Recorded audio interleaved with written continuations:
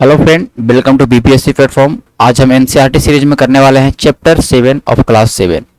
हम क्लास 7 के भी पूरे बुक को ख़त्म करने की कगार पे हैं। हमने ऑलरेडी चैप्टर 6 तक किया है, चैप्टर 7 है और हमारा और 3 चैप्टर और बचा हुआ है। 10 चैप्टर इसमें है, फिर क्लास 7 खत्म होगा, फिर हम लोग आगे बढ़ेंगे क्लास 8 की ओर। ठीक है, मैं जैसे बोला था कि 9, 10, 11, 12 वाला चीज़ों को हम डिटेल से पढ़ेंगे, अच्छे तरीके से पढ़ेंगे। ओके, तो अभी तो हम लोग इस चीज़ को बस एक तरह से जो बुक में है दिया हुआ उस चीज़ों को समझ रहे हैं, और मैंने क्लास 6 में कुछ इन्फॉर्मेशन दिया था, एक्स्ट्रा चीज़ें। लेकिन हम लोग क्लास 8, 9, 10 जो है मतलब 9 से जो हम देखेंगे उसमें हम सबका नोट्स भी बनाते जाएंगे। ठीक है, मतलब नोट्स कैसे बनाना है इसका। ओके, तो स्टार्ट करते हैं। इस चैप्टर का नाम है, आप देख सकते हो, मैं आपको बता दूं, ट्राइब्स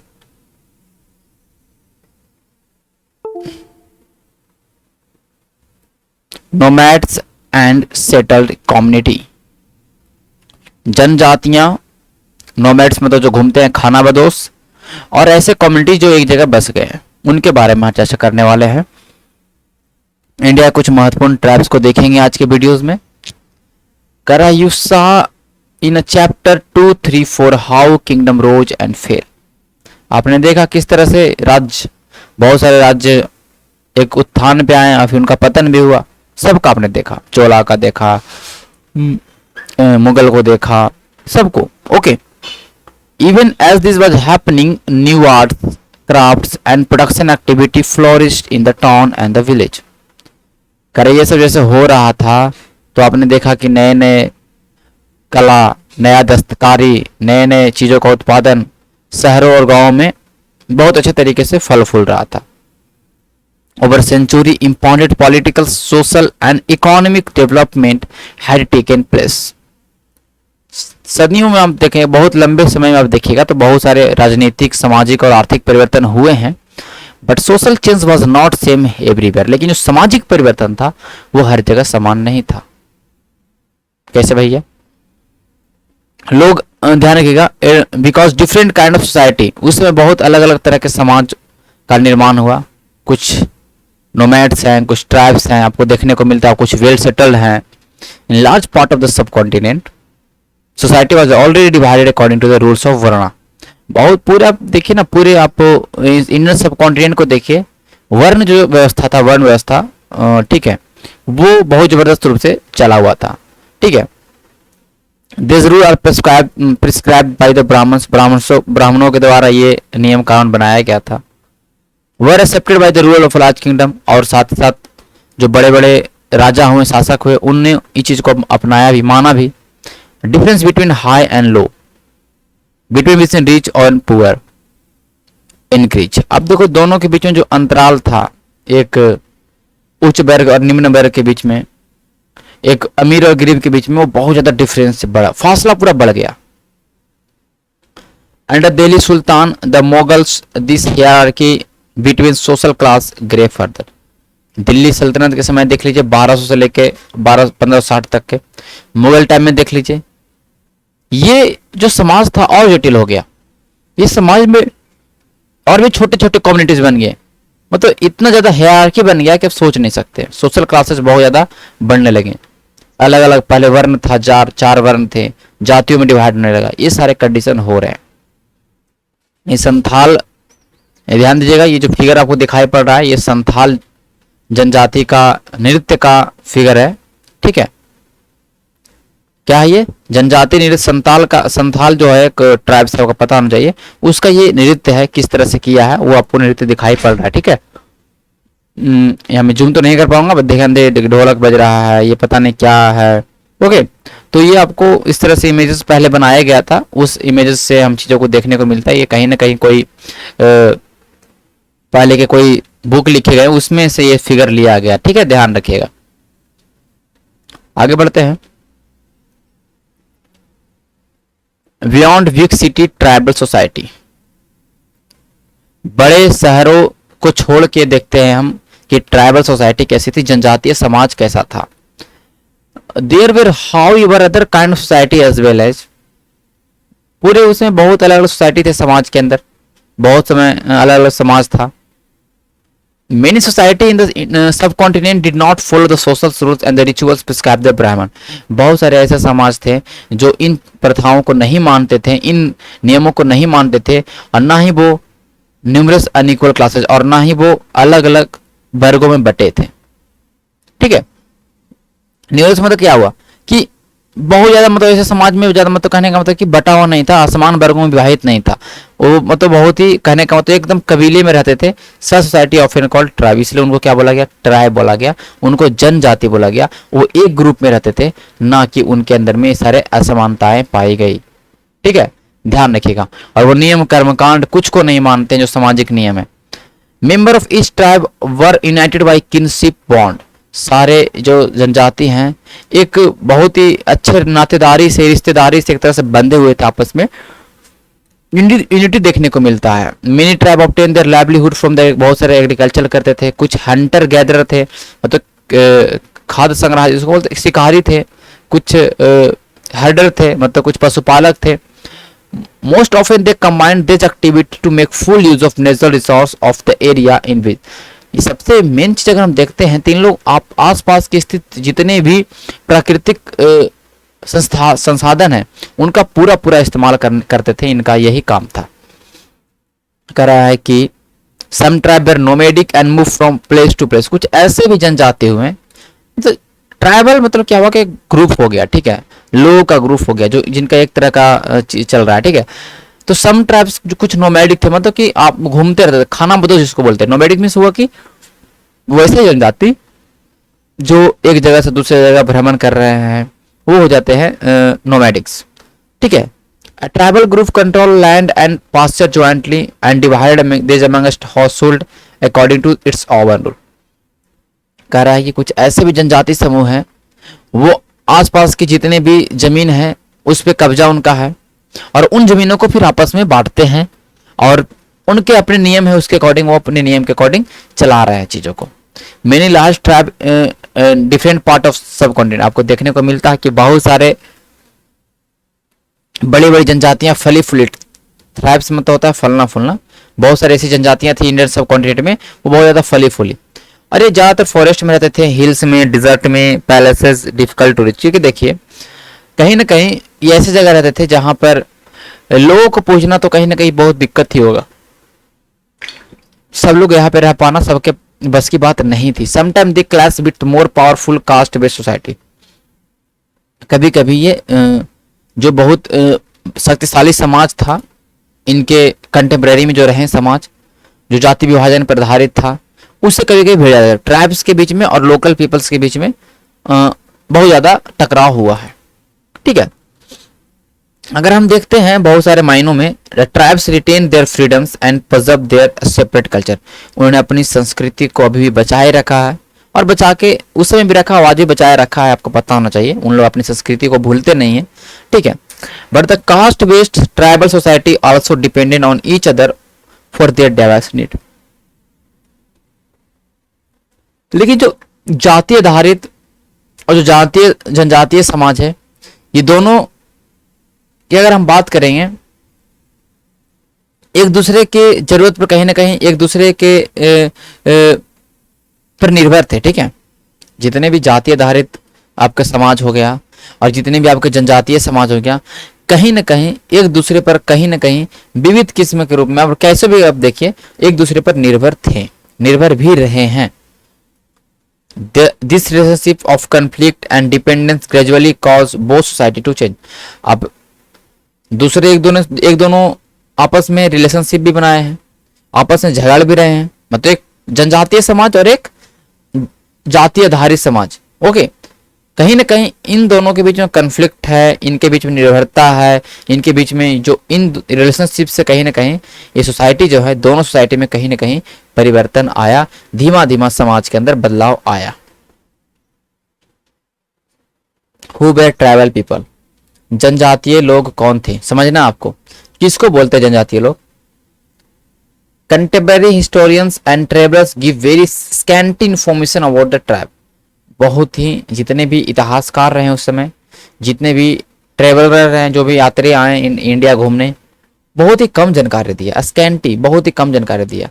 कुछ अपवाद को छोड़ते हैं तो जनजातियों के बारे में हमें आपको रिटन रिकॉर्ड देखने को नहीं मिलता है, ठीक है।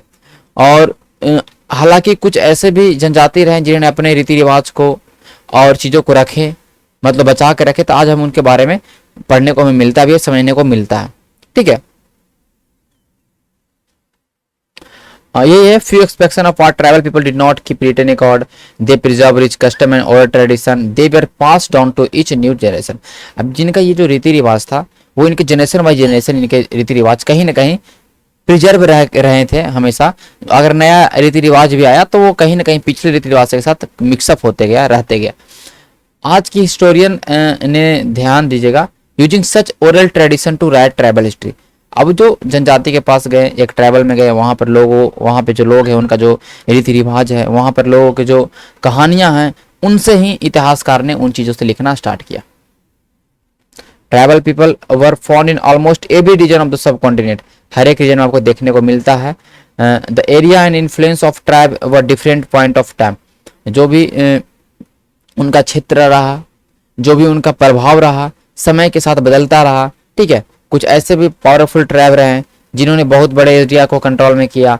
पंजाब में खोलकर ट्राइब्स हैं, वो बहुत ज़्यादा 13th और 14th सेंचुरी में बहुत ज़्यादा प्रभावशाली रहा, ठीक है। फिर देख सकते हैं घकर बिकम मोर इम्पोर्टेंट, फिर बाद में घकर ट्राइब इम्पोर्टेंट बना वहाँ पर। The chief Kamal Khan Gakkhar was made a noble by emperor Akbar. Akbar जो थे, अकबर ने ट्राइबल के मुखिया, जनजाति के मुखिया, घकर जनजाति के मुखिया, उसका नाम था कमाल खान घकर, पंजाब के आसपास के क्षेत्र में था। उसको क्या बनाया, मनसबदार बनाया। उसको भाई मुगल कोर्ट में, मुगल दरबार में उसको एक पोस्ट दिया, इज्जत दिया, उसको पोस्ट दिया, उसके अंदर में जागीरदारी दिया। सर मनसबदार मैंने बताया था पिछले वीडियोस में, आप कमेंट करके बताइए कि मनसबदार क्या होता। मुल्तान में, सिंध में देख लीजिए, लंगहान एंड अरघम डोमिनेटेड। मुल्तान और सिंध वाला क्षेत्र देखिए तो वहां पे लंघाज और अरघून ये दो जनजाति हैं। देखिए ये है आपका क्षेत्र सिंध वाला, अरघून और लंघान। ये देखिए घग्गर और खोखरा क्षेत्र है, ये पंजाब और जम्मू कश्मीर के आसपास का क्षेत्र आप देख सकते हो। ये देख सकते हैं गोंड है, ये वंगाज है। गोंड जनजाति अभी छत्तीसगढ़ और उड़ीसा वाला क्षेत्र में आपको देखने को मिलेगा, ठीक है। मध्य प्रदेश वाला में कुछ पार्ट में थोड़ा देखने को मिलेगा। भील देखिए मध्य प्रदेश वाला में मिलता है, राजस्थान में देखने को मिलता है, ओके। ये देखिए खोंडीज है, खोयाज है, बदागाज है, मारवाड़स है, वेटराज है। ये सारे जितने भी जनजाति आपको मैं यहाँ पे अंडरलाइन कर रहा हूँ, ध्यान रखिएगा, सारे जनजाति को आपको याद रखना है कि कौन जनजाति कहाँ कहाँ था। अहोम जनजाति की बात करते हैं तो असम में, नागा जनजाति की बात करते हैं तो नागालैंड में, खासी जनजाति की बात करते हैं मेघालय में, गारो मेघालय में, ठीक है। गारो, कासी, जयंतिया, ये तीनों जनजाति, इन्हीं के नाम पर्वत का नाम भी रखाया था, और वो है मिजोरम में, ठीक है, सॉरी मेघालय में। तो इस चीज को आप लोग ध्यान में रखिएगा, ठीक है। सारे जनजातियां कहाँ कहाँ मैप पे है, मैप के अकॉर्डिंग आपको ध्यान रखना है, तभी आपको चीजें सही पे हो पाएगा, ठीक है। ये चीज को आप लोग ध्यान में रखिएगा, ठीक है। आगे चलते हैं। The Balochis were another large powerful tribe in the north east. Balochi नाम है, बलूचिस्तान की तरफ होगा बलोची, देखिए है ना, ये कहीं ना कहीं बहुत ज्यादा पावरफुल रहा। They were divided into smaller clan under different chief, और ये सब कहीं ना कहीं छोटे छोटे कबीले में बटे हुए थे। जो एक पूरा जनजाति समूह को देखेंगे तो छोटे छोटे कबीले में बटे थे। आप देखिए वेस्टर्न पार्ट में देखिए हिमालय में एक सेफर ट्राइब था, एक गेड़िया जनजाति था, जो उसका नाम था गडीज। क्या नाम था? गडीज, ध्यान रखिए, ठीक है। गड्डी या गेड़ियों की जनजाति, इसको गड़ेलिया बोला गया, ठीक है। ध्यान रखिए, अभी भी आपको बिहार और आसपास क्षेत्र में गेड़िया जनजाति आपको मिलता है। एक तरह से कास्ट सिस्टम में हो चुका है, ठीक है। गेड़िया जो है एक जनजाति की अगर बात करते हैं तो पहले ये अब ट्राइब इसको बोल रहे हैं, लेकिन अब ये धीमा धीमा एक तरह से धीमा क्या, ये पूरा एक तरह से अब ये कास्ट बन चुका है, ठीक है। The distance north eastern part of the subcontinent too was entirely dominated by tribe the Nagas, Ahom and the many other. मैंने यही से बताया, ईस्ट में नागा है, अहोम है, और मिजो है, गारो है, कासी है, जयंतिया है। ये सारे ट्राइब्स कहाँ के भैया? ये सारे ट्राइब नॉर्थ ईस्ट के हैं, ठीक है, उत्तर पूर्वी भारत के। आगे चलते हैं। कह रहा कि बहुत सारे एरिया में आप देखिए बिहार और झारखंड में चेरो जनजाति का नाम आपको मिलता है, जो 12th सेंचुरी में बहुत ज्यादा जबरदस्त रूप से इसका उद्भव होता है, चेरो जनजाति, ठीक है।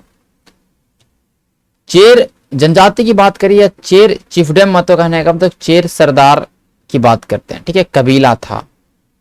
ओके, अकबर के बहुत ही फेमस जनरल रहे राजा मान सिंह, आपने नाम सुना होगा। राजा मान सिंह ने चेरों पर आक्रमण किया 1591 में। लार्ज अमाउंट ऑफ बूटी वॉज टेकन फ्रॉम दे, उनसे बहुत अच्छा खासा लूट का माल मिला मुगलों को। लेकिन ध्यान रखिएगा, but they were not entirely subdued, लेकिन उसको दबा नहीं पाए, मुगल ने उसको अपने अंदर नहीं कर पाया, इतने पावरफुल थे। औरंगजेब के समय भी देखिए मुगल ने चेरों को जो किले थे, ठीक है, और ध्यान के एंड सबजुगेट द ट्राइब्स, मतलब क्या हुआ, औरंगजेब के समय मुगल सेनाओं ने चेरों के बहुत सारे किलों पे कब्जा किया और इन जनजातियों को बोला अब हमारे अंदर आओ, उनको अपने अंदर में रख, मतलब अपने सबजुगेट बना लिया, अपना अधीनस्थ बना लिया, ठीक है। मतलब चेरो जनजाति जो है वो एक तरह से अब कहाँ पहुंच गए हैं, मुगल के अधीन हो चुके हैं। मुंडा आपको मिलता है, मुंडा जनजाति अभी झारखंड में, संथाल झारखंड में मिलता, were among the other important tribes that live in this region in Odisha and the Bengal. Odisha Bengal वाला भी आसपास के क्षेत्र में आपको देखने को मिलता है ये सारे, ठीक है। क्लैन मतलब क्या होता है, क्लैन मतलब कबीला होता है, एक ग्रुप होता है फैमिली का, एक हाउस होल्ड का ग्रुप होता है जिसका एक ही वंशज होता है, एक ही पूर्वज होते हैं, ठीक है। Tribal organization is often based on the kinship और क्लैन लॉयल्टी, तो जो भी आपका ट्राइबल आपको रहता है, जो भी एक आप देखते हैं जनजाति, वो कहीं ना कहीं इसी चीज पे आपका होता है, ठीक है। एक परिवार और एक पूर्वज से ही पूरे मिलके एक ग्रुप बनाते हैं, ठीक है, उनको ही हम एक तरह से ट्राइबल बोलते हैं, ठीक है। हालांकि क्लैन आप समझ चुके होंगे कि एक पूर्वज से एक वंश के जो चले आ रहे हैं उन पूरे ग्रुप को बोलेंगे, लोगों के ग्रुप को क्लैन बोलते हैं, ठीक है, कबीला बोलते हैं। महाराष्ट्र के हाईलैंड्स में देखिए, कर्नाटका के हाईलैंड्स में देखिए, कोलीज हैं, बेराड हैं एंड बहुत सारे अलग अलग जनजाति हैं। सारे स्टेट वाइज जनजाति आपको नाम रखना है। महाराष्ट्र में कोलीज हैं, बेराड हैं, ये सब कर्नाटका महाराष्ट्र वाले क्षेत्र है।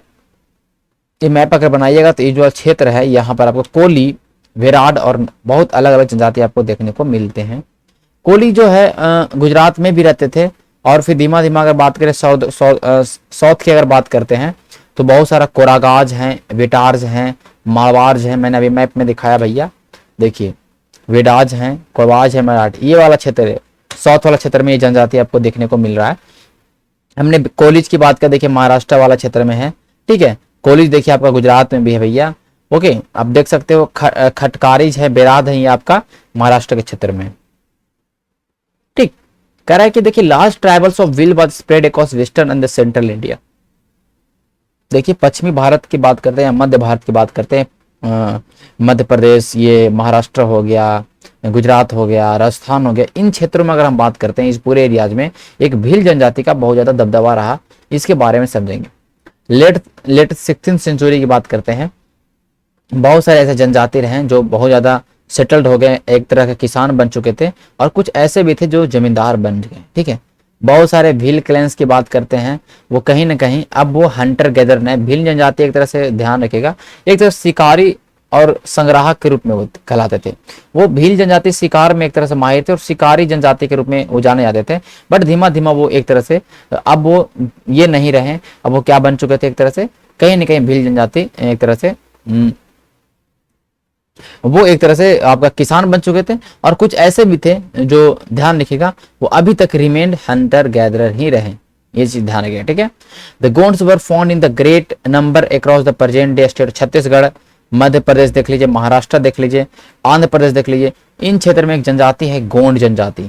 गोंड जनजाति के बारे में आपको अभी न्यूज में भी हाल में रिसेंटली रहा, तो ये ध्यान रखिएगा कौन कौन सी जनजाति कौन से एरिया में है, ये सबसे इंपॉर्टेंट चीज आपको इस चैप्टर में समझना है, ठीक है। चलते हैं आगे, देख सकते हैं ये जो भील को शिकार करते हुए दिखाया गया है, भील कैसे रात में शिकार करते हैं, हिरणों का शिकार कर ये इमेज बनाया गया है, ठीक है। पहले के बहुत सारे किताबों में आपको देखने को मिलता है। ये फिगर 3 देख लीजिए, ये मोबाइल ट्रेडर मतलब ऐसे व्यापारी हैं जो एक जगह से दूसरी जगह जाकर सामान को बेचते हैं, उनका फिगर बना है, उनका इमेज बनाया गया है। किस तरह से देखिए सामान यहाँ तौल रहा है, यहाँ पे भर रहा है, फिर यहाँ पे देखिए लोड कर रहा है ऊँट पे, ऊँट से फिर लेके जा रहा है, ऊँट लेके आ रहा है सामान। इस तरह से कंडीशंस आपको दिखाए गए हैं। इमेज है एक मुस्लिम, एक आप समझ लीजिए कि उर्दू कोई किन कहीं मुस्लिम लेखक ने इस चीज को बनाया है फिगर को, तो आप चीजों को समझ सकते हैं, ठीक है। कह रहा how nomads and mobile people live. Nomad मतलब कहने का तो घुमंतु और मोबाइल पीपल में तो कहने का मतलब खाना बदोश, देखिए नोमैड्स में तो हो गया खाना बदोश या घुमंतु बोल लीजिए, और मोबाइल पीपल में तो मोबाइल, ये मोबाइल नहीं मतलब लोग ऐसे जो लोग जो घूमते रहते थे उनके बारे में समझना है। नोमैड पैस्टोरलिस्ट जो खाना बदोश चरवाहे थे वो बहुत दूरी दूरी तय करते थे अपने जानवरों के साथ, ठीक है, और वो दूध पे और अलग अलग जो पेस्टोरल प्रोडक्ट था उन पे वो निर्भर रहते थे, ठीक है। अब दूर दूर जा रहे हैं तो खाना हर जगह तो मिलेगा नहीं, और दूध दूध पी के रह रहे हैं, ठीक है। They also exchange wool ghee with settled agriculture for grain cloth and टेसिस एंड अदर प्रोडक्ट। अब ये क्या करते थे, जैसे कि एक भेड़ का उत्पादन, भेड़ बहुत सारा रखा तो उसके ऊन को उसके बाल को मतलब ऊन को काट के वो बेचेगा।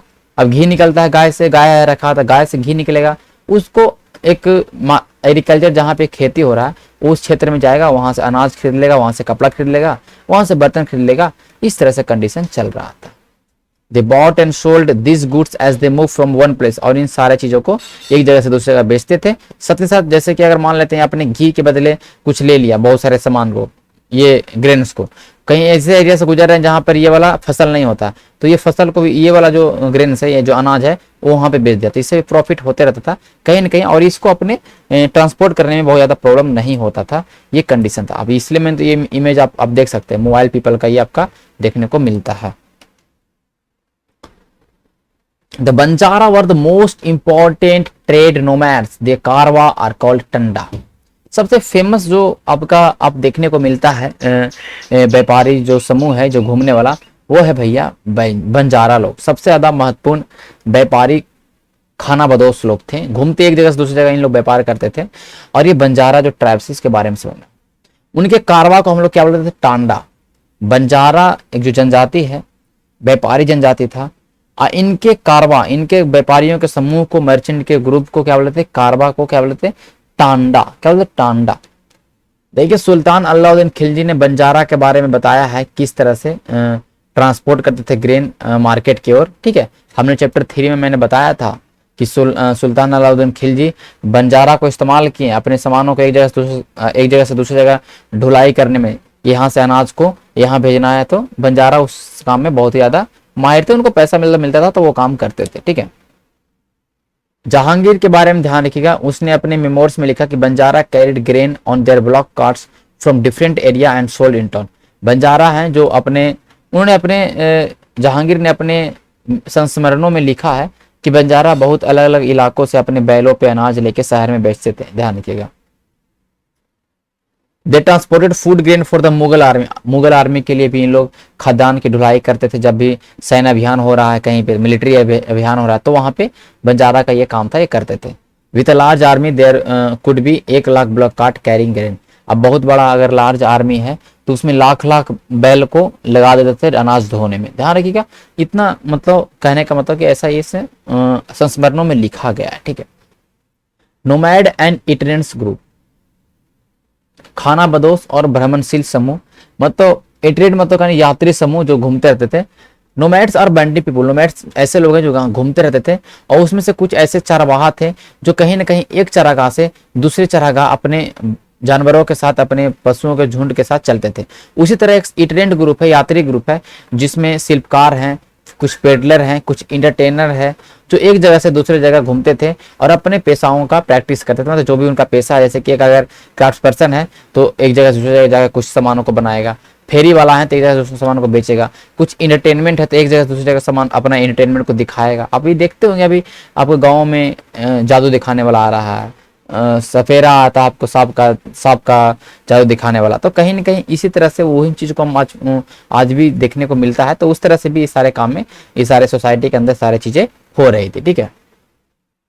तो अब ध्यान दीजिए, nomads and intent group often visit the same. कभी कभी ऐसा भी होता था कि एक जगह पर आपके खाना बदोश लोग भी आए हुए, नोमैड्स भी आए हुए, वहीं पे आपका बहुत सारे इटरेंट भी आए हुए, मतलब कहने का मतलब कि घूमने वाले यात्री भी आए हुए हैं, ओके। इस चीज को ध्यान रखिए। बंजारा के बारे में ध्यान रखिए क्या लिखे हैं। एक इंग्लिश ट्रेडर हैं, एक अंग्रेज व्यापारी हैं, उसने पीटर मंडी हैं, उन्होंने बंजारों के बारे में क्या वर्णन किया है, 17th सेंचुरी की बात है, क्या वर्णन किया उसको समझिए। इसने क्या है भैया, in the morning we made tanda of Banjara भी 14,000 बैलों के साथ एक बंजारा का समूह बंजारा का कारवा जिसको टांडा बोलते हैं वो गुजर रही थी।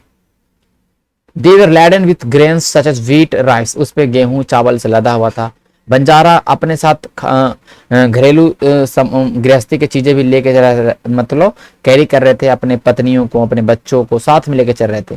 ठीक है, एक टांडा में बहुत सारे परिवार होते थे। ठीक है, और their way of life similar to carry who continuously travel from place to place, कह रहे हैं कि उनका जीने का तरीका था वो उन भारवाहकों से मिलता था जो एक जगह से दूसरी जगह जाते आते रहे। उसी तरह ये टांडा भी व्यापारी, एक तरह बंजारा भी इस तरह से रहते थे। ठीक है, कह रहा है कि they are often sometime hired by merchant but mostly common they were themselves made, कह रहा है कि कभी कभी ऐसा बताता है कि जो इन बंजारों को एक जगह से दूसरी जगह सामान ढोने के लिए कुछ व्यापारी लोग इनका इस्तेमाल करते थे। बोले देखो ये सामान है, यहाँ से यहाँ पहुंचा दो, ये सारा चीजें मिलेगी। इस तरह से बंजारा काम ही तक घूमते घूमते घूमते, और कुछ ऐसे भी थे कि खुद अपने भी इन लोग व्यापारी भी थे। दे बाय ग्रेन, जहाँ पे सस्ता मिलता था वहां से इन लोग खरीदते थे अनाज को, और फिर एक जगह से दूसरी जगह जाके जहाँ महंगा वहां पे बेचेंगे। ठीक है, ठीक है। From they again reload their auction, फिर वहां पे जाके अपना सामान को उतारते थे, फिर बेचते थे। ठीक है, फिर उसके बाद टांडा कहीं ना कहीं ध्यान रखिएगा, एक टांडा में कम से कम 600 से 700 लोग रहते थे, और वो दे नॉट ट्रेवल, कह रहा है कि एक दिन में 6 से 7 माइल से ज्यादा उन लोग ज्यादा ट्रेवल नहीं करते थे, और ना ही उन लोग ठंडा में ज्यादा ट्रेवल करते थे। ठीक है, जैसे ही सामान को उतारते थे, अनलोड करते थे अपने बैल से, they turn them free to the graze, और उनको छोड़ देते चरने के लिए कि चरते रहो, मतलब बैल है खाना खाएगा ही ना, तो वो चरते रहेगा, जहां भी चरना है जितना भी चरना है चर लो। ठीक है, जब चर लेता था उसके बाद उनको ऐसा ध्यान रखेगा फॉरवर्ड डे, मतलब कहने मतलब कि चरने में इतना, मतलब अगर एक जगह जैसे कि कारवा आप उसका आया, वहां पे सामान उतार दिया, जानवरों को छोड़ दिया, अब उनके जानवरों को कोई रोकने वाला नहीं था, कहीं भी चल रहा, ऐसा नहीं कि कोई रोक देगा जाके, इस तरह से नहीं था, मतलब उस समय पॉपुलेशन भी नहीं था ना, ध्यान रखेगा। ओके, ये सारी चीजें हैं। तो आपको बताना है कि बताइए आज किस तरह से गाँव से शहर में आजकल सामान आपका ढोया जाता है। ठीक है, आपको इसको बताना, जो गांव से अनाज है वो कैसे जाता था, आप बता सकते हैं। ट्रैक्टर फैक्टर पे जाता है आपका, ऑटो पे भी जाता है सामान। ठीक है, बहुत सारे छोटे छोटे गाड़ी भी रहते हैं किसान के यूज के लिए, उन पे सामान आपका कहीं ना कहीं गांव से जाता है शहरों की ओर। ठीक है, ये भी कंडीशन है, कुछ लोग बाइक से भी लेके चले जाते हैं अगर कुछ बेचना है तो। ये सारे कंडीशन आपको देखने को मिलता है आज के लाइफ स्टाइल में। Many pastoral tribes rear and sold animal, कुछ ऐसे भी थे भाई कि जो जानवरों को ही बेचते थे, जानवरों को पहले कहने का मतलब कि पालने पोसते थे, और जैसे कि वो बड़ा हो गए तो उनको अच्छे अच्छे लोगों के बीच में बेचते थे, संपन्न लोगों के हाथ में, जो अमीर लोग थे उनको ये सारे बेच, जैसे कि घोड़ा हो गया, एक घोड़ा हम ले लिए, अच्छे अच्छे किस्म का घोड़ा है, फिर राजा के पास बेच देते थे। ठीक है, ये है। डिफरेंट कास्ट ऑफ पेटी peddlers also travel from the village, अलग अलग जाति के फेरी वाले जो एक जगह से दूसरी जगह सामान बेचते हैं, गलियों में बेचते रहते हैं, आपको देखने को मिलता है। कुछ गुपचुप बेच रहे हैं, कुछ छोटे मोटे सामान, हर एक आपको प्लास्टिक के सामान बेचते रहते हैं। तो आप फेरी वाले भी उस समय अलग अलग गाँव, एक गाँव से दूसरे गाँव में भ्रमण करते थे। ठीक है, ये लोग क्या बेचते थे भैया, सोल्ड बेयर सच रोप, रस्सी बेच रहे हैं, स्ट्रॉ मैटिंग बेच रहे हैं। स्ट्रॉ मैटिंग मतलब होता है कि फूस की चटाई जो उसको बोलते हैं उसको। ठीक है, ओके। कोर्स सैक्स बेच, कोर्स सैक मतलब क्या हुआ, कोर्स सैक्स मतलब हुआ कि मोटे बोरा जिससे बनता है ना, मोटा बोरा वो वाला। ठीक है, ध्यान रखिएगा, उस तरह सारे सामान बेचते थे। Some mendicants acted as vending manager, कुछ ऐसे भी भिक्षुक लोग थे, वो घुमंतु सौदागर की तरह काम करते थे, घुमंतु सौदागर की तरह काम करते थे, व्यापारी की तरह काम करते थे ये। ठीक है, वो भिक्षुक लोग थे जो भीख मांगते थे। दे वेयर कास्ट ऑफ इंटरटेनर, कुछ ऐसे भी कुछ इंटरटेनर लोग थे, कुछ ऐसे भी जैसे कि जिसमें नर्तकी हो गया, गायन, कुछ गाना गा रहा है, एक गांव से दूसरे गांव गया, वहां पे गाना गा रहा है, डांस करके दिखा रहा है, तमाशा करके दिखा रहा है। अलग अलग जाति के लोग थे, अपने कला के बल पे कुछ ना कुछ कमाई करते थे, और अलग अलग गाँवों में, कुछ शहरों में इन लोग इस तरह से कंडीशन इनका चल रहा था, इनका लाइवलीहुड, इनका जीविका उपार्जन हो रहा था। Changing society, new caste and hierarchy, बदलता समाज, नई जातियां और नई नई हायरार्की, मतलब नई नई श्रेणियां, नई नई कैटेगरी। कह रहा है कि जैसे economy as the economy and the need of society के, जैसे ही समाज का जरूरत, समाज की अर्थव्यवस्था बढ़ती गई, नए नए स्किल्स वाले लोग का जरूरत पड़ा, नए नए जिसके पास ज्यादा स्किल्स हो। ठीक है, इसलिए छोटे छोटे कास्ट के अंदर छोटे छोटे जाति वर्ण से निकलने लगे। ठीक है, एक पहले वर्ण था, 4 वर्ण, अब वर्णों से भी अलग अलग जाति आपको निकलने का स्टार्ट हुआ। Direct example, new caste appear amongst the Brahman, Brahman के अंदर से नए नए कास्ट आपको देखने को मिलते हैं। ऑन अदर हैंड आप देखते हैं many tribes and social groups were taken into caste based society, कुछ ऐसे भी जनजातीय समूह रहे, कुछ ऐसे भी जनजातीय समूह रहे, सामाजिक ग्रुप रहे जिन्होंने कहीं ना कहीं एक तरह से जाति बन गए। क्या बन गए? उन जाति का दर्जा दे दिया गया। पहले थे क्या? जनजाति थे, अब एक तरह से कास्ट बन गए, धीमा धीमा कास्ट के अकॉर्डिंग, ठीक है। कुछ ऐसे भी शिल्पकार रहे जैसे कि स्मिथ हैं, सुनार हैं, कारपेंटर बढ़ई हैं, मेजन्स आपके राजमिस्त्री हैं। कुछ ऐसे भी सुनार, लोहार, बढ़ई, राजमिस्त्री रहे जो ब्राह्मणों के द्वारा उन्हें जातियों के रूप में मान्यता दे दी गई। भैया तुम सुनार हो, तुम इस तरह से काम कर रहे हो, तुम सोना का काम करो, तुम्हारा एक जाति होगा, तुम सुनार हो गए। तुम लोहा काम करो, तुम लोहार हो गए। मतलब उसी तरह से उस समय पहले तो ऐसा नहीं था कि लोहार है, ये है, मतलब वर्ण के बाद अब उनके काम के अकॉर्डिंग उनका जाति डिवाइड होने लगा, ठीक है। इस तरह से वर्ण नहीं, अब जाति बन गया, एक तरह से समाज का बन गया, उनके जाति के अकॉर्डिंग उनका समाज का जो संगठन था वो बन चुका है, ठीक है, ध्यान रखिएगा। जाति पर विमर्श, डिलिब्रेशन ऑन जाति, जाति पर विचार विमर्श के बारे में ध्यान रखिएगा। कह रहा है कि ए 12th सेंचुरी इंस्क्रिप्शन, एक 12वीं शताब्दी का एक आपको अभिलेख मिलता है, ध्यान रखिएगा। वो अभिलेख कहाँ का है? उदय कोंडन, उदय्यर, तिरुचिपल्ली तालुका, तमिलनाडु का एक अभिलेख आपको मिलता है इस जगह से। उस अभिलेख में ब्राह्मणों की सभा के बारे में है, ठीक है। ब्राह्मणों की एक सभा में क्या विचार विमर्श हुआ उसके बारे में समझेंगे हम लोग, ध्यान रखिएगा। चैप्टर 2 में भी हमने देखा था कि ब्राह्मणों की सभा किस तरह से होती है, ओके। सभा में कौन कौन भाग लेते थे, सभा के अंदर किसको मेंबर बनना है, सब मैंने बताया था, ठीक है। बोला कि they delivered status on group known as rathkar. तो ये जो डिस्कशन हुआ है, ये जो इंस्क्रिप्शन के अंदर, जो अभिलेख के अंदर लिखा गया है, रथ बनाने वाले लोगों के ऊपर लिखा गया। बोला उनके स्थिति पर उन्होंने विचार किया, बोला उन्होंने इस जाति के जो कामकाज है उनको तय किया कि किस तरह से वो काम करेंगे, ठीक है। वो किस तरह से रथों का निर्माण करेंगे, गाड़ियों का निर्माण करेंगे, ठीक है। इरेक्टिंग गेटवे फॉर टेम्पल, मंदिर के जो गेटवेज बनते हैं, मंदिर के आप देखते हैं बहुत सारे मंदिर ऐसे बने जिसमें रथ का आपका रथ के ऊपर मंदिर बनाया, मतलब रथ की पूरे पत्थर को काट के रथ का, इस तरह से सारी चीजें बताया गया है, ठीक है। अब ये सारी चीजें हैं। Preparing wooden equipment for perform sacrifice, जैसे कि उसमें जो बलि होता था, बलि प्रथा उसमें चली हुई थी, आहुतियां होता था, उसके लिए लकड़ियों से बने साज सामान तैयार करना, रथकार का काम, मंडप बनाना, राजा के लिए जेवर बनाना, ये सारे आ गए किसके अंदर में? रथकार। क्या किसके अंदर में? रथकार का। रथकार का क्या क्या काम रहेगा? इन्होंने एक डिबेट हुआ, उसके अंदर बताया जो रथकार है समाज के अंदर वो इस तरह के काम करेंगे, समझ रहे बातों को, ये कंडीशन उसमें चलता आ रहा है। आगे चलते हैं। कह रहा है कि अमंग द क्षत्रिय, नए जैसे कि new Rajput clans become powerful by the 11th and 12th। 11वीं और 12वीं शताब्दी में देख ली, तोमर राजपूत है, पृथ्वीराज चौहान आप देख सकते हो। राजपूतों का एक नया वर्ग आपको उभर के आपको आने को मिलता है, ठीक है। ये जो वर्ग हैं different lineage such as Hunas, Chandela, Chalukya, इनके वंश से संबंधित, हुना के वंश से, चंदेल राजा से, चालुक्य से, इन सारे वंशजों से ये संबंधित है। ये जो आपको देखने को मिलता है जो नए राजपूत वंश है, ये कहीं ना कहीं उनके परंपराओं से आते थे, ठीक है, उनके वंश से आते थे।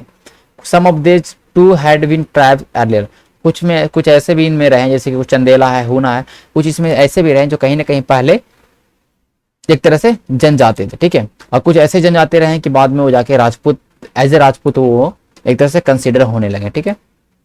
Many of these clans came to be same चीजें, they gradually replaced the older rulers, especially in the agriculture area।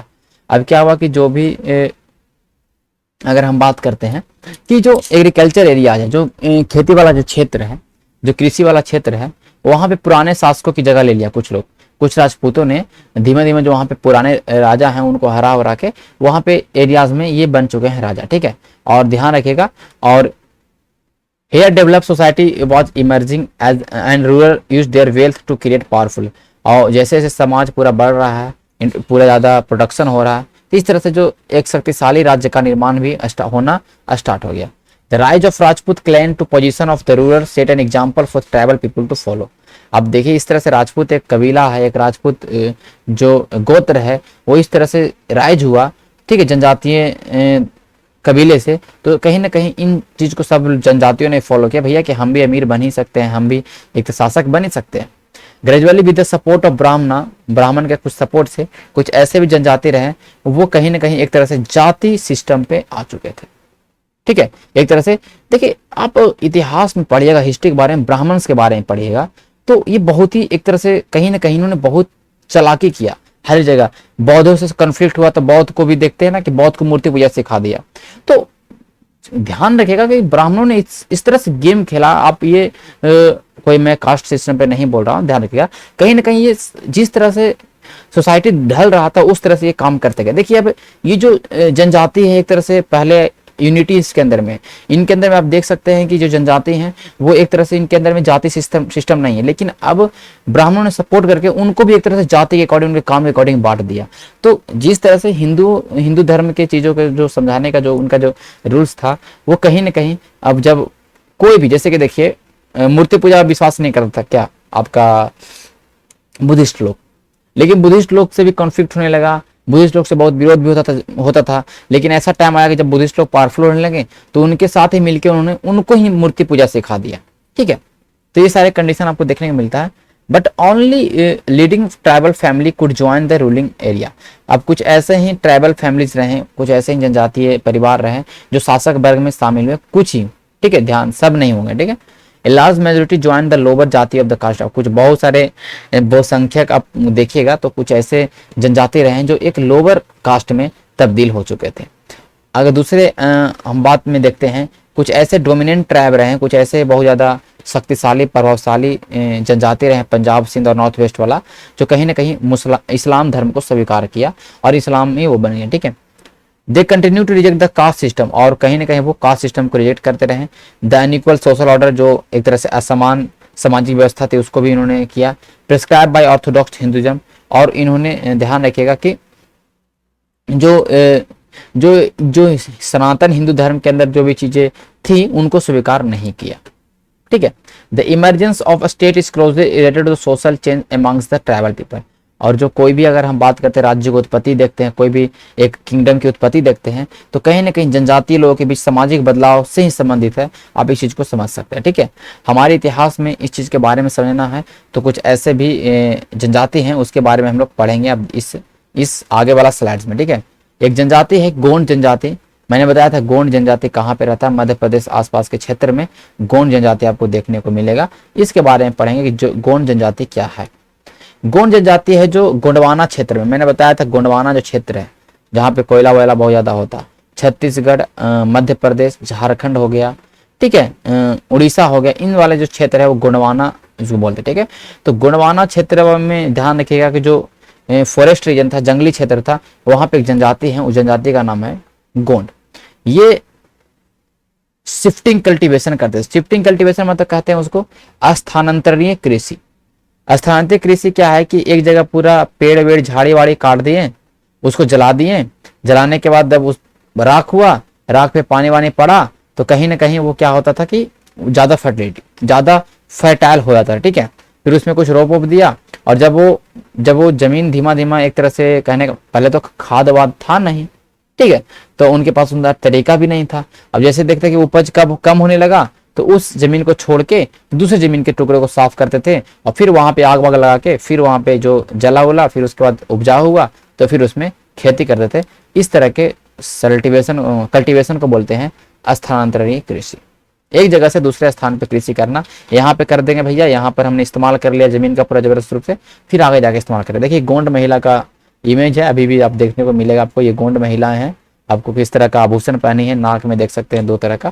जब वो कंडीशन होता है, आप ट्राइब्स के ऊपर अगर आप रिसर्च करिएगा तो आपको बहुत सारे चीज मिलेंगे। आप फिरका की ओर बात करेंगे, और फिरका में ऐसे ऐसे विचित्र ट्राइब हैं, आप देखिएगा उसको तो आपको बहुत ही अजीब लगेगा कि कितने कैसे लोग अभी भी हैं जो अभी डेवलप नहीं हो पाए। तो उन ट्राइब्स को देखिएगा कभी, अगर आपको यूट्यूब पर टाइम मिलेगा तो ट्राइब्स ऑफ अफ्रीका आप खोज के अभी चीज़ों को समझिएगा, उनकी सोसाइटी को समझिएगा, उनके कल्चर को समझिएगा, थोड़ा नॉलेज लेते रहिए। ठीक है, ओके। गोंडवाना में जो रह रहे जनजाति का नाम क्या है भैया, गोंड है।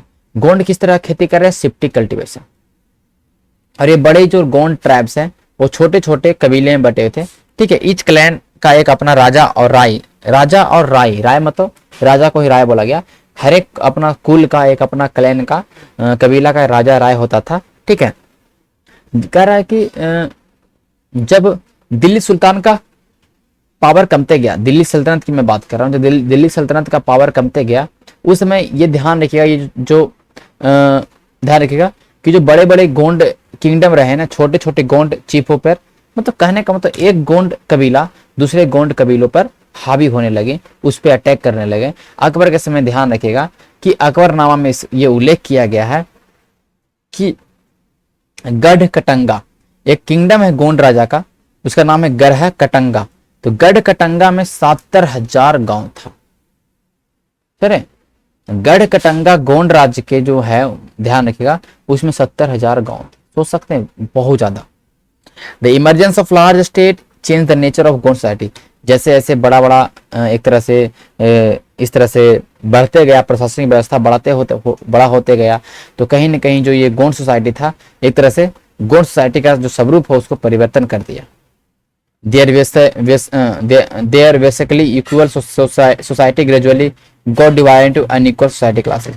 अभी तक गोंड पूरा एक गोंड है, एक जनजाति है, गोंड है, उसके अंदर कोई जाति वात नहीं है। लेकिन अब जैसे जैसे स्टेटस चेंज हो रहा है, इनका आप ध्यान दीजिएगा कि इसके अंदर में छोटे छोटे क्लासेस के अंदर ये अब जाति के अंदर बट रहे हैं। ठीक है,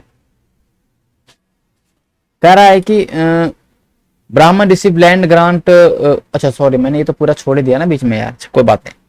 the administrative system of this kingdom become centralize. अब इनका जो केंद्रीकरण व्यवस्था था वो क्या केंद्रीकरण हो गया। इनका जो प्रशासनिक व्यवस्था था, एक गोंड का एक राजा बैठा है, वो सारे प्रशासन को चला रहा है। केंद्रीकरण हो गया, डिसेंट्रलाइज नहीं, केंद्रीकरण, उसके हाथ में सारा पावर है। किंगडम को बहुत सारे गढ़ में बांट दिए। किस पार्ट में बांट दिए? गढ़ में। एक पूरे साम्राज्य को हमने किस पार्ट में बांटा है? गढ़ में। ठीक है, हर एक गढ़ को हमने बांटा है किस में, और हर एक गढ़ को एक कबीला के द्वारा, एक गोंड कुल के द्वारा वो उसके ऊपर मतलब कहने का नियंत्रण स्थापित रहेगा। फिर उस गढ़ को हमने किस में बांटा? 84 विलेज में। क्या है? 84 विलेज में बांटा। किसमें? 84 विलेज में। ध्यान रखिएगा, अभी आप राजस्थान के जनजाति है मीना, उनका भी जो बांटा जाता है उनका भी 84 में बांटा जाता है। ठीक है, तो 84 गांवों का एक ग्रुप बना, उसको बोला गया 84। ठीक है, सबसे ऊपर में कौन है? आपका पूरा ध्यान रखिए गोंड किंगडम है। गोंड किंगडम के नीचे क्या क्या है? उसके नीचे तो उनके एरिया को कैसे बांटा है? गढ़ में। एक गढ़ में बहुत सारे विलेज होते हैं। अब उसके नीचे किस में बटा? 84 के गांव में बटा। ठीक है, और 84 को भी बांटा हमने छोटे छोटे, उसको बोला गया बरहोत, जिसमें 12 गांव होता था।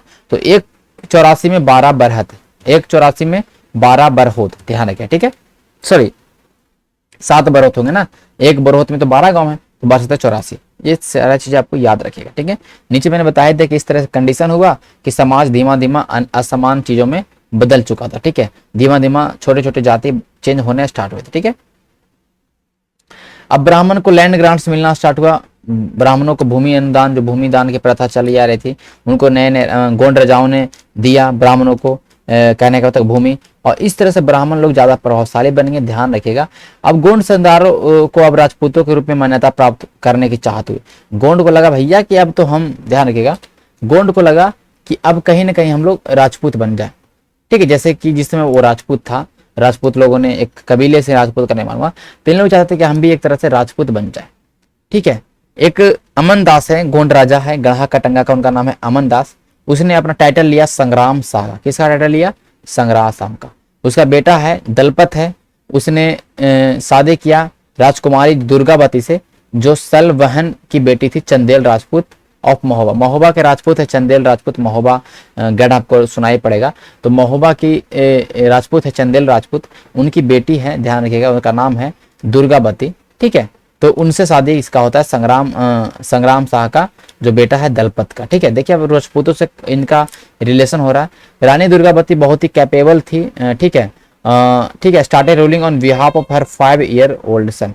रानी दुर्गावती के बाद ध्यान रखिएगा, दलपत की जब मृत्यु हो जाती है तो रानी दुर्गावती इतना ज्यादा कैपेबल होती है कि अपने 5 बच्चों के साथ, 5 छोटे छोटे बच्चों के साथ भी वो ध्यान रखिएगा कि एक तरह से शासन करती है। ठीक है, ओके, उनका 5 साल का बच्चा था, 5 साल का बच्चा था, सॉरी 5 बच्चों नहीं, मैं ज्यादा स्पीड में चल रहा था तो चीजें गड़बड़ा जाता है, कोई बात नहीं।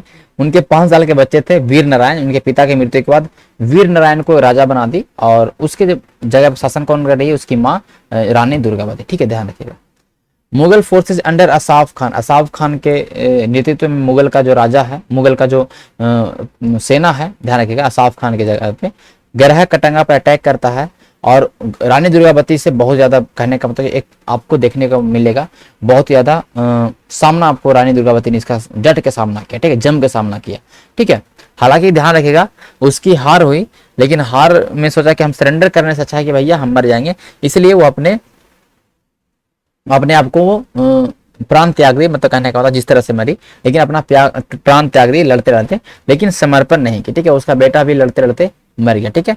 गरहा कटंगा एक बहुत ज्यादा रिच स्टेट था, बहुत ज्यादा उसमें प्रभावशाली अमीर, ध्यान से कि एक बहुत ही ज्यादा उस समय अमीर राज्य के रूप में आपको देखने को मिलता है गरहा कटंगा के बारे में, ठीक है। It earn much wealth by trapping and exporting wild elephant, जंगली जानवरों को पकड़ के उसको एक्सपोर्ट करना, आयात करना अलग अलग राजाओं के बीच में, क्योंकि हाथी उसमें बहुत ज्यादा जरूरत था युद्ध में, तो इस तरह से वो गरहा कटंगा बहुत ही अमीर बन चुका था, ठीक है। जब मुगल ने गोंड को हराया तो इन पूरे लूट के सामान को लूट लिया, साथ ही साथ पूरे जो प्रेशियस कॉइन्स थे, एलिफेंट था, सब हो गया गूगल के अंदर, सॉरी गूगल नहीं, मुगल के अंदर, ठीक है, ध्यान रखिएगा। They next part of kingdom and granted the rest to the Chandra Shah, कुछ पार्ट्स को रखे अपने पास और कुछ पार्ट्स को किसको दे दिया, चंद्र शाह को, जो इसके वीर नारायण के अंकल थे, वीर नारायण के चाचा था, उसको दे दिया भैया कि तुम इतने जगह पे रहो और इतने जगह पे हम रहेंगे, ठीक है, ध्यान रखिएगा, ठीक है। ये आपको देखने को आपको मिल सकता है, ये गोंड किंगडम का पूरा एरिया है, ये गोंड जो गोंडवाना किंगडम का पूरा एरिया है, आप देख सकते हैं, ठीक है, ये पूरा okay. Despite the fall of ग्रह कटंगा के पतन को होने के बाद गोंड किंगडम है कुछ समय तक रहा, ठीक है, लेकिन आगे जब हम देखेंगे कि बुंदेला और राजपूत, जो बुंदेला और जो मराठा है वो बहुत ज्यादा कहने का मतलब कि पावरफुल हो जाता है, और उसको ये कहने का मतलब संघर्ष नहीं कर पाते, उससे ये लड़ नहीं पाते हैं, धीमा धीमा इस तरह से पूरा तरह से गोंड किंगडम खत्म हो जाता है, ठीक है। हमने पढ़ा गोंड किंगडम के बारे में, गोंड किंगडम कहाँ रहता था, किस तरह का एग्रीकल्चर किया, किसने अटैक किया, क्या कंडीशन हुए। देखिए एक दिन में 2-4 क्लास लेने से यही हालत होता है, आवाज नहीं निकलता बोलते बोलते। मुझे जब भी समय मिलता है तो मैं क्लास ले ही लेता हूँ, ओके। ऑफिस आने के बाद मुझे टाइम मिलता है तो मैं क्लास लेता हूँ, कभी पॉलिटी का तो रोज शाम को क्लास चल ही रहा है अभी, ध्यान दीजिएगा, ठीक है। आगे चलते हैं, आगे हम लोग पढ़ेंगे अहोम के बारे में, ठीक है। अहोम के बारे में अभी हाल में न्यूज में रहा, ठीक है। अहोम के बारे में आपको पता भी होगा कि हाल में ही अहोम किंगडम अभी हाल में ही पूरा न्यूज में रहा, इसके बारे में पढ़ेंगे, ठीक है। अहोम किंगडम जो है भैया ब्रह्मपुत्र वैली से बात करेंगे, ब्रह्मपुत्र वैली से प्रेजेंट डे म्यांमार तक के क्षेत्र में 13वीं शताब्दी में पूरा अहोम राजा था, अहोम किंगडम, ठीक। इधर अहोम एक तरह से कबीला था, अहोम एक जनजाति था, इसने कहीं ना कहीं they created new state by suppressing the older political system of the Bhuiyas. देखिए ध्यान रखिएगा, भुइया एक तरह का भूस्वामी इसको बोला गया, भूस्वामी बोला गया, वो वहां पे उस ब्रह्मपुत्र घाटी के क्षेत्र में वो एक तरह से एज ए किंग थे, ठीक है, एक तरह से एज ए किंग थे, उनको दबाया, उनको दमन किया, और अहोम ने एक नए तरह का राजनीतिक व्यवस्था को स्थापित किया, ठीक है। ध्यान रखिए उनने 1523 में चुटियों को हराया, ठीक है, और कोज हाजो को हराया 1581 में। 1523 में इन्होंने चुटिया जो किंगडम है उसको ले लिया, फिर कोच हाजो किंगडम है उसको ले लिया, इस तरह से ये बहुत सारे एरियाज को जीत रहा है, धीमा धीमा, ध्यान रखिएगा। और अहोम ने एक बहुत बड़े स्टेट का निर्माण किया, जिसके पास गोली बंदूक सब इस्तेमाल कर रहे हैं, इन तोप बारूद सब इस्तेमाल कर रहे हैं, ठीक है, ठीक है, ध्यान रखिएगा। 1530 के आसपास के समय में, ठीक है।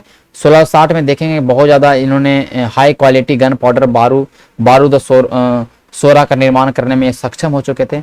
अहोम ने बहुत समय साउथ वेस्ट से इनको बहुत बार इनको कहने का मतलब कि अटैक भी हुआ, साउथ वेस्ट मतलब दक्षिणी पश्चिम से इनको बहुत बार इनको अटैक देखने को मिलता है अहोम किंगडम को, ठीक है। लेकिन इसके बाद भी इन्होंने बहुत बहादुरी रूप से इनको डिफेंस किया और द अहोम वेयर डिफीटेड, ठीक है। इतना बहादुरी रूप से करने के बाद भी अहोम किंगडम कहीं ना कहीं एक तरह से हार गया। और इस पे ध्यान रखिएगा कि अब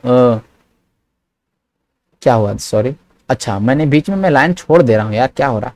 1662 में कह रहा है कि मुगल अंडर मीर जुमला अटैक द अहोम किंगडम। देखिए कि 1662 में मीर जुमला के नेतृत्व में मुगल सेना ने अहोम राज्य पे हमला किया, ठीक है।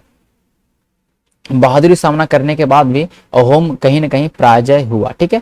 लेकिन ज्यादा समय तक ध्यान रखिएगा कि डायरेक्ट जो मुगल का डायरेक्ट कंट्रोल था वो ज्यादा दिन तक नहीं रह पाया। मैंने पिछले वीडियोस में मैंने मुगल के बारे में बताया था कि ये जो नॉर्थ वेस्ट वाला क्षेत्र है, सॉरी नॉर्थ ईस्ट वाला क्षेत्र है, इधर ज्यादा कंट्रोल नहीं कर पाए क्योंकि बहुत ज्यादा दूर है यार, दिल्ली से देखिए बहुत ज्यादा दूर है, तो ये नियंत्रण स्थापित कर पाना ज्यादा दिन तक नहीं हो पाएगा। यही कंडीशन रहा कि नहीं हो पाया, ठीक है। अहोम जो राज था वो dependent upon the force level, उनका जो मेन निर्भर थे किस पे, बेगार पे, बेगार लेवल, ठीक है।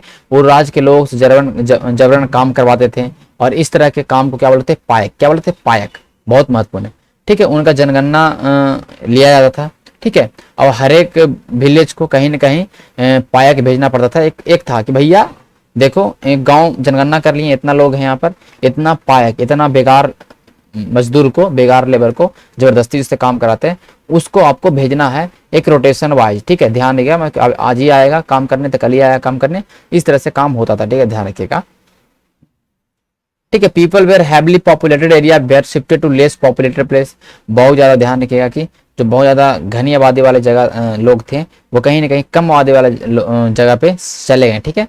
और इस तरह से जो अहोम क्लैन था धीमा धीमा टूट गया था। और फर्स्ट हाफ सेंचुरी तक देखते हैं कि हम जो 7th सेंचुरी में कि एडमिनिस्ट्रेशन बिकम क्यूट सेंट्रलाइज, मतलब क्या हुआ कि जो जनजाति, जो अहोम जो जनजाति है, अहोम जो कबीला है, हम देखते हैं 17वीं शताब्दी के फर्स्ट हाफ में देखते हैं कि इसका जो प्रशासन है वो एक तरह से केंद्रीकृत हो चुका, पूरा किसके हाथ में शासक है, किसके हाथ में पूरा पावर है, तो जो सेंट्रल पे बैठा है, मतलब कहने का मतलब कि अहोम का जो राजा है उसके, ठीक है। करा कि लगभग ऑल एडल्ट मेल आर्मी में भाग लेते थे, जब भी युद्ध हुआ तो सब लोग इसमें भाग लेते थे और अपनी सेवाएं को प्रदान करते थे, ध्यान रखिएगा। और भी अगर कुछ ऐसा काम है जैसे कि बांध बनाना है, सिंचाई व्यवस्था बनाना है, कुछ भी पब्लिक काम है तो उसमें भी इन लोग हेल्प करते थे, ठीक है, मतलब इनको काम में करना पड़ता था, ठीक है। और अहोम ने एक नए तरह का तरीका अपनाया चावल उत्पादन का, ठीक है। अहोम सोसाइटी बहुत अलग अलग कबीलों में बैठे थे, उसको बोलते थे क्लैन और खेल्स, क्लैन और खेल्स, ठीक है। नए नए मतलब अहोम जो समाज है वो छोटे छोटे कुलों में विभाजित था, उसको खेल कहा था, क्या बोला जाता था, खेल। वहां पे हमने क्या देखा, वहां पे हमने क्या देखा भैया, गोंड में क्या देखा हमने, गरहा में बटा हुआ था, किस में बटा हुआ था, गरहा में, फिर 84 में, फिर किस में बटा हुआ था आपका, तो बोरहोत में, क्या में बटा हुआ था, बोरहोत में। ये सब आप लोगों ने चीजों को समझा होगा, ठीक है।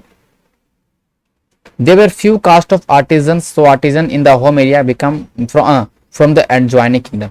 देखिए बहुत ही कम लोग शिल्पकार की अगर बात करते हैं, दस्तकार की बात करते हैं, जो कुछ बनाते हैं, वो अहोम राज्य में बहुत ही कम थे। हालांकि जो भी इसके अंदर में थे वो बगल वाले राज्य से यहाँ पे आए थे, रहते थे, अपना काम को करते थे, ध्यान रखिए, ठीक है। अब एक खेल के अंदर बहुत सारे गांव रहते थे, ध्यान रखिए, एक खेल के अंदर बहुत सारे गांव रहते थे। A peasant was given land by his village community, एक अगर एक किसान है उसको जमीन अगर देना है तो किसान के अंदर, एक गांव के अंदर ग्राम समुदाय तो था, उसके द्वारा हर एक किसान को जमीन अलॉट होता था, ठीक है। और समुदाय की सहमति के बगैर राजा इसे वापस तक ये नहीं ले सकता था, ये भी ध्यान रखिएगा। इतना ज्यादा पावरफुल था ना कम्युनिटीज कि राजा भी उस जमीन को वापस नहीं ले सकता था जब तक कि समुदाय का असेंट ना मिले, कंसेंट ना मिले, उसकी सहमति ना हो, ठीक है। और अहोम वर्शिप करते थे किसका, एक अपने ट्राइबल गॉड, उनका जनजातीय भगवान था उनका, ठीक है। फर्स्ट हाफ में देखते हैं 17वीं सेंचुरी में कि जब ब्राह्मणों का इन्फ्लुएंस बढ़ गया, टेम्पल और ब्राह्मण, तो कहने का मतलब कि मंदिर और ब्राह्मणों को जमीन ग्रांट किया जाने लगा अहोम के द्वारा, ठीक है। In the reign of Shiv Singh के शासनकाल में देखिए 1744 तक Hinduism become the predominant religion, ठीक है। हिंदुइज्म था, हिंदू धर्म था। अगर उसके बात करते हैं 1714 से लेकर 1744 के बीच में हिंदू धर्म वहां का प्रधान धर्म बन गया, ठीक है, ठीक है। बट अहोम कहीं ना कहीं अपने जो ट्रेडिशनल बिलीफ था, उनका जो आस्था था, उसको नहीं छोड़े थे, ठीक है। हिंदू धर्म को अपनाने के बाद भी जो भी अहोम राजा रहे उन्होंने अपने पारंपरिक स्थानों को पूरी तरह से नहीं छोड़ा था। अहोम सोसाइटी बहुत ही सोफिस्टिकेटेड था, बहुत ही एक तरह से अत्यंत परिष्कृत समाज था, ठीक है। यहाँ पे बहुत सारे पोएट भी हैं, स्कॉलर भी रहे हैं, जिनको भी भूमि अनुदान मिला था, ध्यान रखिएगा। और जो भी लोग नाटक वाटक करते थे उनको भी कहीं ना कहीं एक तरह से प्रोत्साहन मिलता था, ठीक है। बहुत सारे संस्कृत किताब को ट्रांसलेट किया गया अहोम के लोकल भाषाओं में। कुछ ऐसे हिस्टोरिकल वर्क को क्या बोला था, बुरानजी। ठीक है, इस तरह के जो ऐतिहासिक जो कृतियां हैं जो अहोम भाषा से असमिया भाषा में लिखा गया उसको बुरंजी बोला है। क्या बोला गया, बुरंजी। ये सारे महत्वपूर्ण पॉइंट है। ठीक है, ध्यान रखिएगा बुरंजी क्या है। ये देखिए कबोई जनजाति है नागा ट्राइब्स का, मणिपुर का। देखिए उसका ये कान में पहनने वाला, ठीक है, एयर ऑर्नामेंट से, ठीक है, कान में पहनने वाला ये एक तरह से क्या है पता नहीं, ठीक है, एयर रिंग है, समझ लीजिए। ठीक है, ओके आगे चलते हैं। अब लास्ट हम लोग आएंगे निष्कर्ष के ऊपर। निष्कर्ष क्या भैया, कह रहा है कि considerable social change took place in the subcontinent during the period we have been examine. Varna based system and tribal people constantly interacted which either.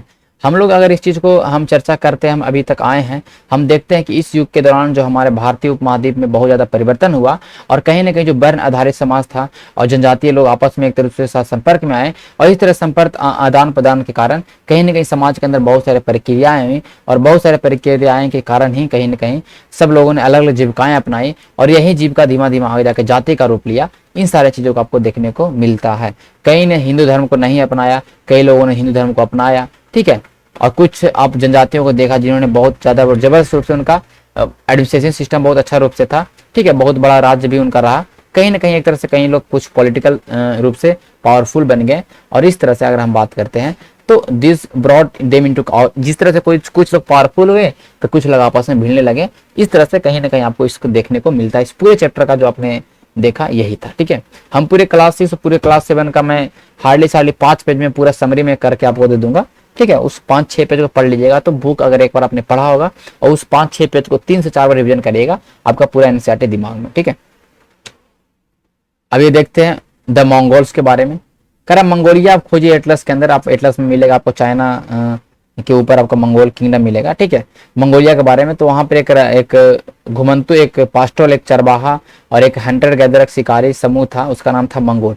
Mongol से मैंने बताया था आपको, मंगोल से मैंने आपको चंगेज खान से आपको मुगल को भी जोड़ के आपको दिखाया था उसमें। ठीक है, वो सेंट्रल एशिया के ग्रासलैंड में रहते थे और फॉरेस्ट एरिया में रहते थे। ठीक है, 1206 में चंगेज खान ने सारे मंगोलों को यूनाइट किया और तुर्की को यूनाइट करके एक नया पावरफुल मिलिट्री फोर्स बनाया, मंगोल किंगडम। ठीक है, 1227 में इसके डेथ के बाद ध्यान रखिएगा कि उसका जो रूल, इसका जो पूरा एक तरह से साम्राज्य था वो बहुत ही एक तरह से बहुत ही बड़ा एरिया में फैला हुआ था। ठीक है, उसके जितने भी उत्तराधिकारी हुए उसने और एरिया को बढ़ाया। ठीक है, आज डिफरेंट पॉइंट ऑफ टाइम में हम बात करेंगे, उसमें रसिया भी था, यूरोप भी था, चाइना का पार्ट था और बहुत सारे पश्चिमी एशिया का भी पार्ट रहा। मंगोलों ने बहुत अच्छे से ऑर्गेनाइज मिलिट्री स्ट्रक्चर को निर्माण किया। ठीक है, और इन लोग जो इनका सपोर्ट था एक तरह से इथनिक ग्रुप पे, मतलब कहना कि विभिन्न जाति और धार्मिक समूहों के समर्थन पर इनका पूरा जो ये सोसाइटी था इनका वो संबंधित है। ठीक है, ध्यान रखिए। ठीक है, ये तो हमने मंगोल के बारे में पढ़ लिया, ये वर्ल्ड हिस्ट्री का पॉइंट दिया रहता है हर एक चैप्टर के नीचे। अब इसके जितने भी क्वेश्चंस हैं आपको करने हैं। ठीक है, इसमें मैंने क्वेश्चंस को नहीं डाला है, आपको सारे क्वेश्चंस को करने हैं। इस वीडियो को ध्यान से पूरे 1 घंटा अगर वीडियो है तो 1 घंटा देखिए भैया, उससे कम नहीं देखना।